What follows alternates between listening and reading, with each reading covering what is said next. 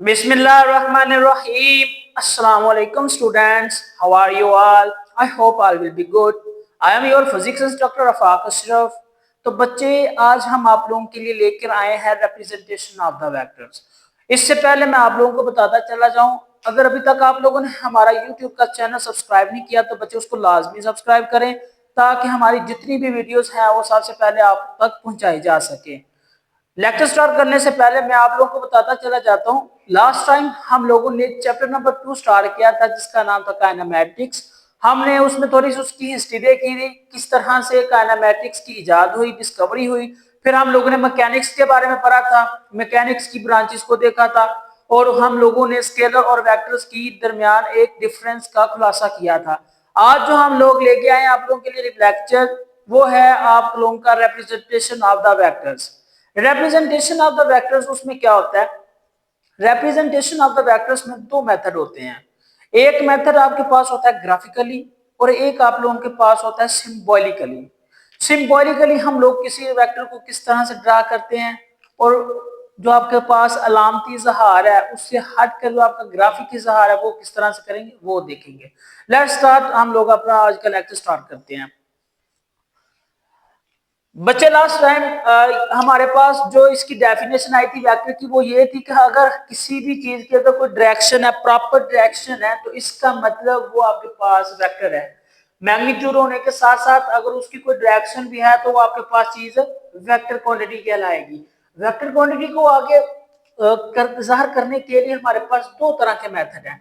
एक हमारे पास है representation of the vectors bye symbolically, इसको आप लोग सिंबॉलिकली मेथड कह लें। Get it? ये आपके पास जो मेथड है वो है आप लोगों का सिंबॉलिकली। सिंबॉलिकली हम लोग किस तरह से जाहिर करेंगे वो आप लोग देखेंगे। सबसे पहले vectors can be represented by bold face letters.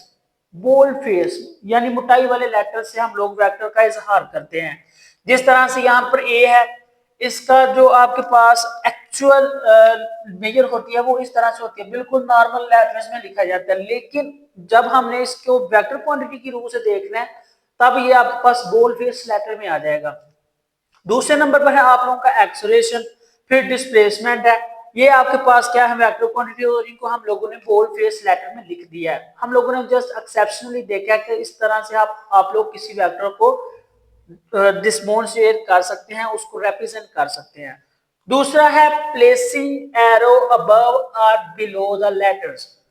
Letters के ऊपर या लेटर्स के नीचे आप लोग क्या करें, बार प्लेस कर दे या एरो का निशान लगा दे। ये देखिएगा एफ के ऊपर क्या है बार की, वहां पर आपके पास एक ऐसा वेक्टर है जिसकी एक टेल है और एक क्या है उसका हेड है। दूसरे नंबर पर ए पर है, बी पर है। जस्ट आप लोगों के पास डिमोन्स्ट्रेशन है, ये कुछ स्पेसिफिक क्वांटिटीज नहीं है, ये जस्ट आप लोगों के पास समझ लें कि एक एक्सपेरिमेंटल क्वांटिटीज है जिनको हम लोगों ने नंबर्स को शो ऑफ के लिए यहाँ पर लिखा है। दूसरे नंबर के पर क्या है, by writing the words in italic form. Italic form क्या है, फॉन्ट चेंज कर देना, फॉन्ट की डिस्प्लेसमेंट चेंज कर देनी। फॉर एग्जांपल अगर आप किसी लफ्ज को बिल्कुल स्ट्रेट लाइन में लिख रही है ना तो उसको क्या कर दे, इस तरह से तिरछा कर दे, तो ये जो आपके पास तिरछापन होगा ये आपके पास इटैलिक फॉर्म कहलाएगी। क्या कहलाएगी? Italic form.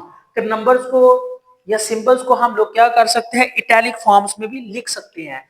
क्वेश्चन उसके बाद है, ये था आपके पास रिप्रेजेंटेशन ऑफ द वेक्टर बस सिंबॉलिकली। सिंबॉलिकली हम लोग वेक्टर्स को किस तरह से ड्रा करते हैं। आगे है, यहां से आपका स्टार्ट हो जाता है graphically a straight line with an arrow head at one and. यहां से आप लोगों का ग्राफिकल मेथड स्टार्ट हो जाता है। क्या स्टार्ट हो जाता है? Graphical method. ठीक है, यहां से आप लोगों का ग्राफिकल मेथड स्टार्ट हो जाता है। आप इस तरह से कह सकते हैं कि जब हमने क्वांटिटीज को सिंबल्स की मदद से रिप्रेजेंट करना है वो आपके पास क्या कहलाएंगी, वो आपके पास रिप्रेजेंटेशन ऑफ द वेक्टर्स पर सिंबॉलिकली कहलाएंगे। और जब हमने किसी ग्राफ की मदद से किसी वेक्टर को ड्रा करना है और उसको हम लोगों ने आगे लेके जाना है तो वो आपके पास ग्राफिकली मेथड कहलाएगा। ग्राफिकली मेथड में क्या होता है, the length of the line represent the magnitude of the vector quantity. सबसे पहले तो हम लोगों ने ये लाइन लिखी थी graphically a straight line with an arrow head at one and. Arrow head at one and से क्या मतलब है, ये देखें फॉर एग्जाम्पल आपके पास एक एरो है, उसको आप लोग इस तरह से रिप्रेजेंट कर रहे हैं, ये इस तरह से एरो हेड, हेड पर क्या है, एरो है, ठीक है। और ये उसकी टेल, ये जो टेल होती है ना, असल में ये स्टार्ट पॉइंट कहलाती है। क्या कहलाती है, इसका स्टार्ट पॉइंट। और ये जो आपके पास एरो हेड होता है, ये इसका एंड पॉइंट कहलाता है। क्या कहलाता है, एंड पॉइंट। इस चीज को आप लोगों ने याद रखना है। ग्राफिकली जब किसी वेक्टर को हम लोग ड्रा करने की कोशिश करेंगे, तो उसमें जो टेल होगी वो आपके पास उसका एंड पॉइंट होगा, सॉरी स्टार्ट पॉइंट होगा, और जो उसके ऊपर हेड वाला पॉइंट होगा वो आपके पास उसका एंड पॉइंट होगा। फिर उसकी मदद से हमें क्या चीज बेनिफिट में होती है, the length of the line represent the magnitude of the vector quantity. ये जो आपके पास इसकी लेंथ है ना, फॉर एग्जांपल यहां से लेकर यहां तक, ये उसकी जो लेंथ है ना, ये आपके पास उसकी मैग्नीट्यूड कहलाएगी। दूसरा पॉइंट क्या है, to represent the direction two mutually perpendicular lines are required. आप लोगों ने उसकी डायरेक्शन फाइंड करने के लिए क्या है, म्यूचुअल परपेंडिकुलर। क्या करना है, म्यूचुअली परपेंडिकुलर।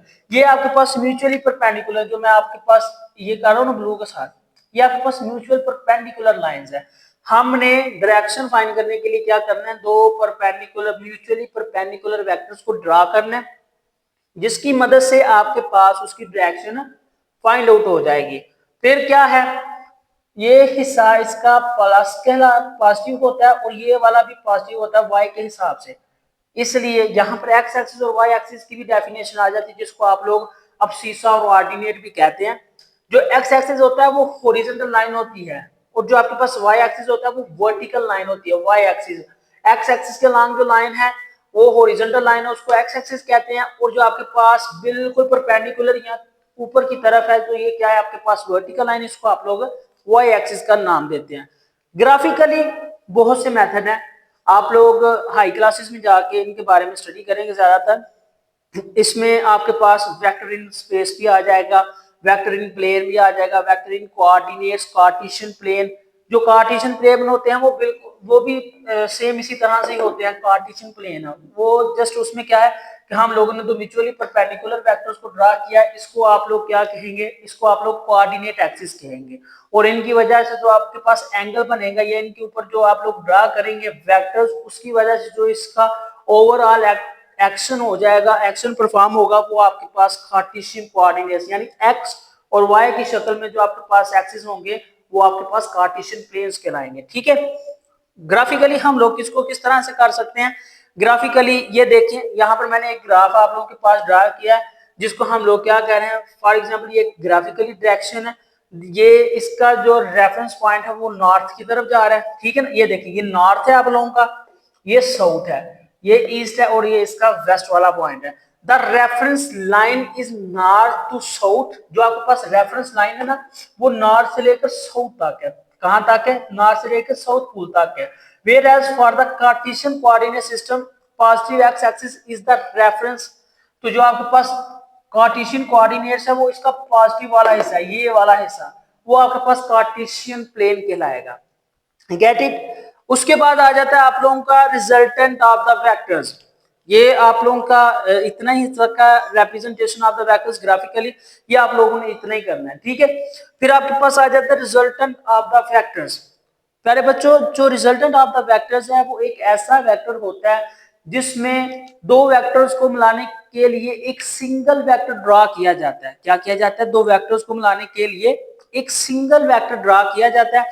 उस सिंगल वेक्टर का क्या काम होता है, उस सिंगल वेक्टर का बिल्कुल सेम वही कंबाइंड इफेक्ट होता है जो अलग-अलग आप लोगों ने दो वेक्टर्स वहां पर ड्रॉ किए थे। फॉर एग्जांपल अगर आप लोग क्या करें, ये लेट कर लें, ये आपके पास है ए वेक्टर। क्या है आपके पास, ये एक ये ए वेक्टर है। उसी के साथ आप लोग कह लें कि ये आपके पास उसका दूसरा वेक्टर है। क्या है, बी वेक्टर। क्या है, बी वेक्टर। जब आपने इन दोनों वेक्टर्स को आपस में कनेक्ट करना है, किस तरह से करेंगे, पहले का हेड दूसरे की टेल के साथ, और फिर क्या है यहां से हम लोग वेक्टर ड्रा करेंगे।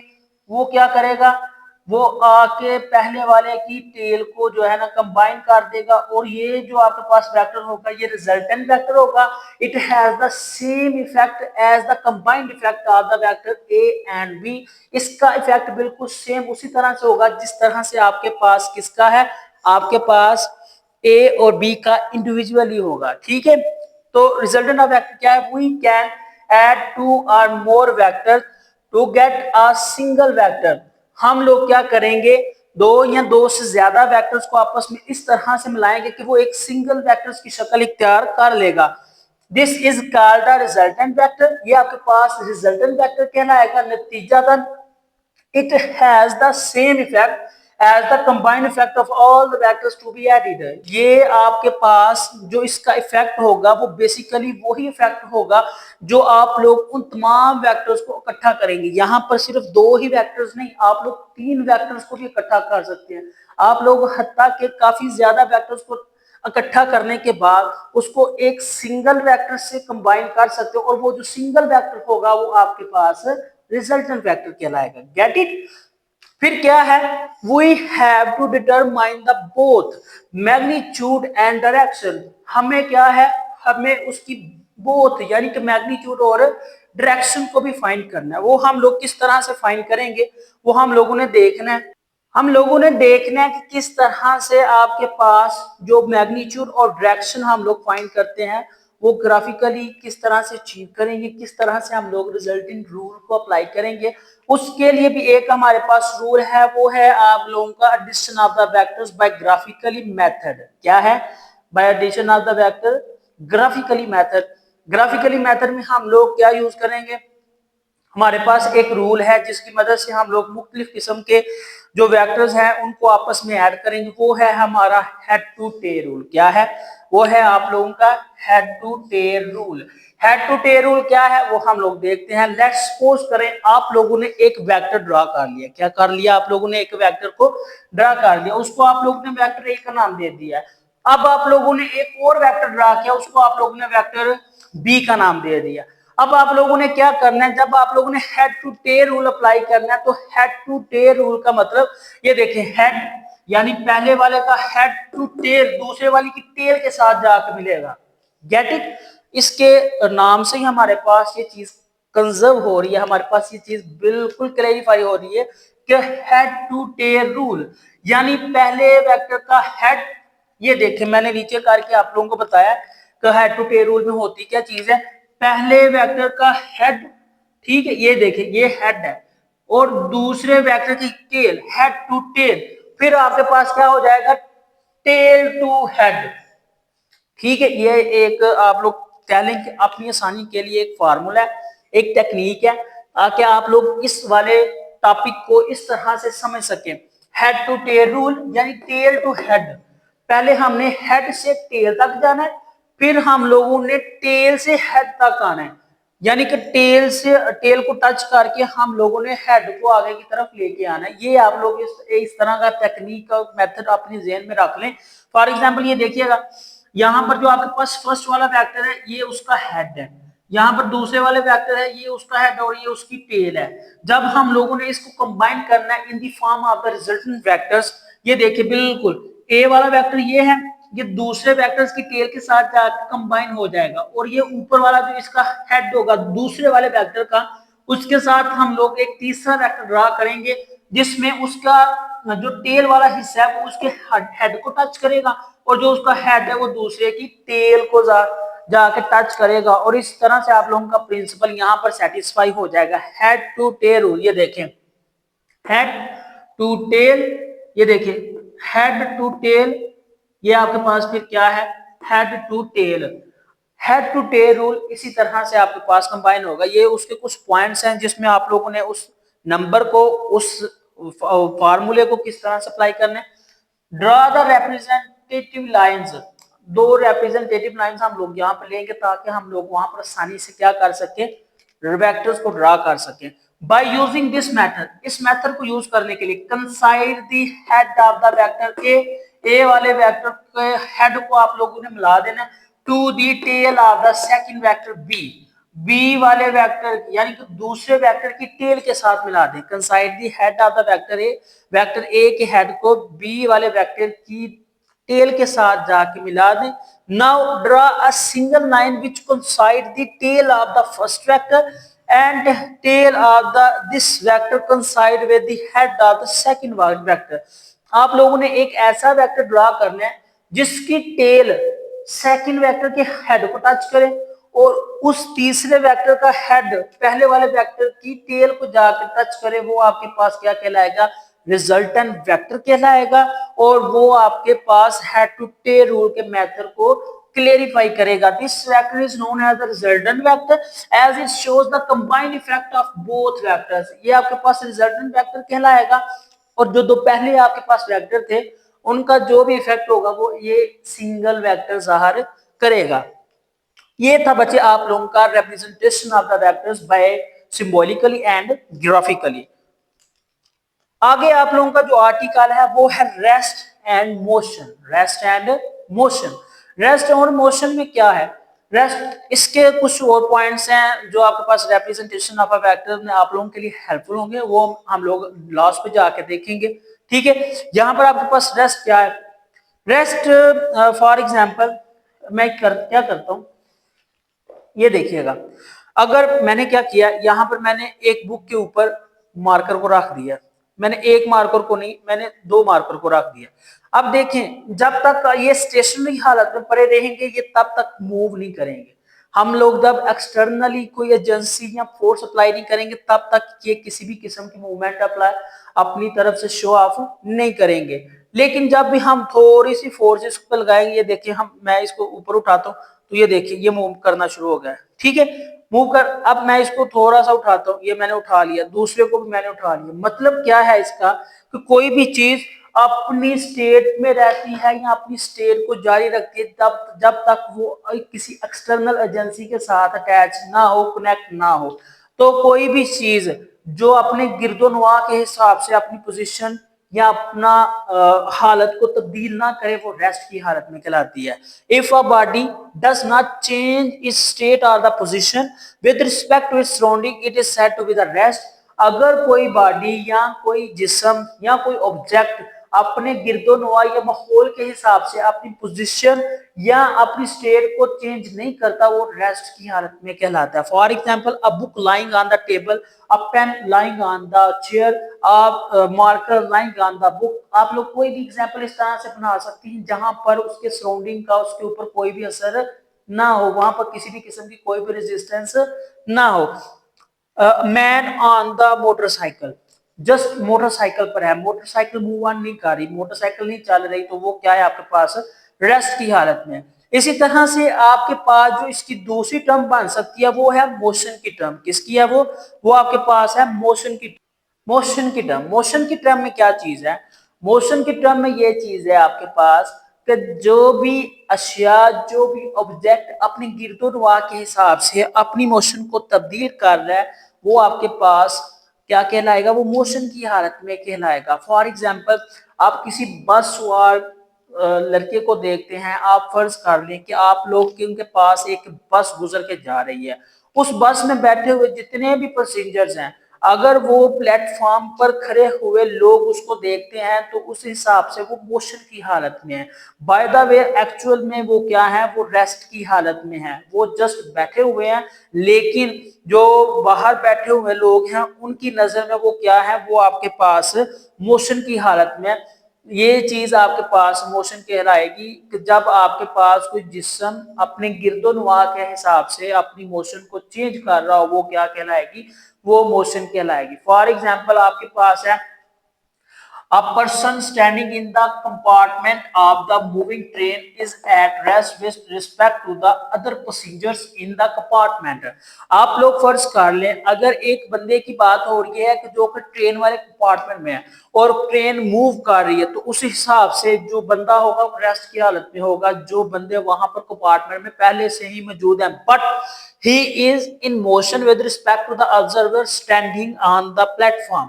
लेकिन वही इंसान जो आपको रेस्ट की हालत में नजर आ रहे हैं अगर प्लेटफॉर्म पर खड़े लोगों की नजर से देखा जाए तो वो क्या है, वो आपके पास मोशन की हालत में है। बिल्कुल यही सेम केस होता है चीजों में। असल में जो रेस्ट और मोशन है ये आपस में रिलेटिव है। क्या है, ये आपस में रिलेटिव है। एक के हिसाब से कुछ और होगा और दूसरे के हिसाब से वो कुछ और होगा। इनका नजरिया, इनका फैक्ट्स और इनकी जो रद्दो बदल है वो दोनों एक दूसरे के साथ तब्दील होती रहती है।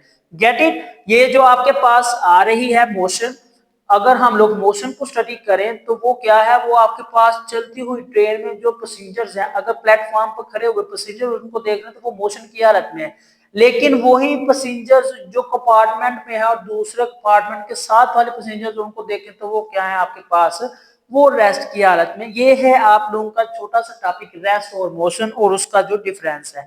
मेन चीज क्या है, ये कुछ एक्स्ट्रा काम है आप लोगों के लिए समझने वाली चीज है कि ये आपके पास जो रिप्रेजेंटेशन ऑफ द वेक्टर्स है उनको हम लोग मजीद किस तरह से डेवलप कर सकते हैं। तो ये देखिएगा, सबसे पहले है स्केल। क्या है स्केल? स्केल क्या है? स्केल आप क्यों यूज करते हैं? आपके पास जो स्केल है ना, स्केल आप लोग मार्जिन लाइंस वगैरह या दूसरी कोई एक्वायरमेंट या वो जो क्या कहते हैं मटीरियलिस्टिक है या चीजों की मेजरमेंट में, छोटी छोटी मेजरमेंट्स में आप लोग स्केल का इस्तेमाल कर रहे हैं ताकि एक्यूरेटली हम लोग उसकी रिप्रेजेंटेशन को जान सकें, एक्यूरेटली उसकी डायरेक्शन को जान सकें और एक्यूरेटली उसकी पोजीशन को जान सकें। वो चीज आपके पास क्या कहलाती है? स्केल। और ये भी रिप्रेजेंटेशन ऑफ वेक्टर्स में एक अहम किरदार अदा करती हैं। दूसरे नंबर पर आप लोगों का रेफरेंस डायरेक्शन। क्या है रेफरेंस डायरेक्शन? रेफरेंस डायरेक्शन क्या है? आप लोग इस डायरेक्शन को, जिस तरह हम लोगों ने म्यूचुअली परपेंडिकुलर लाइंस को पढ़ा था ना, कि वहां पर हम लोगों ने म्यूचुअली परपेंडिकुलर डायरेक्शंस को मतलब को वेक्टर्स को ड्रा कर दिया स्ट्रेट लाइन में, तो वो आपके पास है रेफरेंस। सेंटर में से गुजरने वाला जो पॉइंट है वो आपके पास रेफरेंस पॉइंट कहलाता है। और अगर डायरेक्शन की बात की जाए तो सेंटर में से जो गुजरने वाली जो स्पेसिफिक डायरेक्शन है वो आपके पास क्या है? रेफरेंस डायरेक्शन है। Get it? पॉइंट 3 है आप लोगों का हेड टू टेल रूल। ये अभी अभी आप लोगों ने पढ़ा है कि हेड टू टेल रूल क्या है। हेड टू टेल रूल को सबसे ज्यादा सपोर्ट करने वाला जो वेक्टर है वो है उसका रिजल्टेंट वेक्टर, जिसकी मदद से हमारे पास जो फर्ज किए हुए वेक्टर्स होते हैं उनको कंबाइन करने का एक अलग सा अंदाज है। चौथे नंबर पर है आप लोगों का पैरेललोग्राम। पैरेललोग्राम में क्या होता है? पैरेललोग्राम में ये होता है कि जो एडजेसेंट साइड्स होती है ना डायगोनल की, वो पैरेलल की स्टार्टिंग टू लेकर, ये देखिए adjacent sides the diagonal of the parallelogram starting from the common tail represent the resultant of the vector. ये आपके पास स्टार्टिंग है, स्टार्टिंग कर रही है वो क्या कहां पर कर रही है? जो उसकी एडजेसेंट लेयर्स हैं, इस तरह से जो आपके पास पैरेललोग्राम होती है वो कुछ इस तरह से होती है। ठीक है, ये होती है पैरेललोग्राम। ये देखें कितना फर्क आ जाता है इसमें। तो वो यही चीज कह रहा है कि जो इसकी एडजेसेंट लेयर्स हैं, जो एडजेसेंट साइड्स हैं और जो इनके डायगोनल हैं, ये देखिए ये जो आपके पास इसके डायगोनल आ जाते हैं पैरेललोग्राम के, वो क्या करते हैं? वो एक कॉमन पॉइंट से स्टार्ट होते हैं जहां पर उनकी टेल रिप्रेजेंटेटिव होती है। क्या होती है? उनकी टेल रिप्रेजेंट होती है। जस्ट यहाँ पर हमने इनका बेसिक देखना, डिटेल की कोई जरूरत नहीं है। ठीक है, parallelogram adjacent sides the diagonal of the parallelogram starting from the common tail representing the resultant vector। आपके पास resultant vectors को शो करेंगे। टू डिमेंशनल वेक्टर्स क्या है? Two dimensional vectors. Two dimensional vectors अभी अभी हम लोग देखे हैं जहां पर हम लोगों ने म्यूचुअली परपेंडिकुलर वेक्टर्स को ड्रा किया था इस तरह से। ठीक है ना, ये आपके पास क्या है? Mutually perpendicular vectors are representing using a coordinate system with arrows pointing in the direction and their lengths proportional to the magnitude. ये देखिए फॉर एग्जांपल ये एरो है ना इसका, ये उसकी डायरेक्शन बता रहा है और ये जो उसके पास लेंथ है वेक्टर्स की, ये आपके पास क्या है? उसकी मैग्नीट्यूड है। तो हमारे पास जो वेक्टर है वो डिफाइन हो रहा है, लेंथ यानी मैग्नीट्यूड और डायरेक्शन दोनों हमारे पास वाज़िह तौर पर नजर आ रही है। फिर क्या है आपके पास? फिर है आपके पास एरोज एरर रिप्रेजेंटेशंस।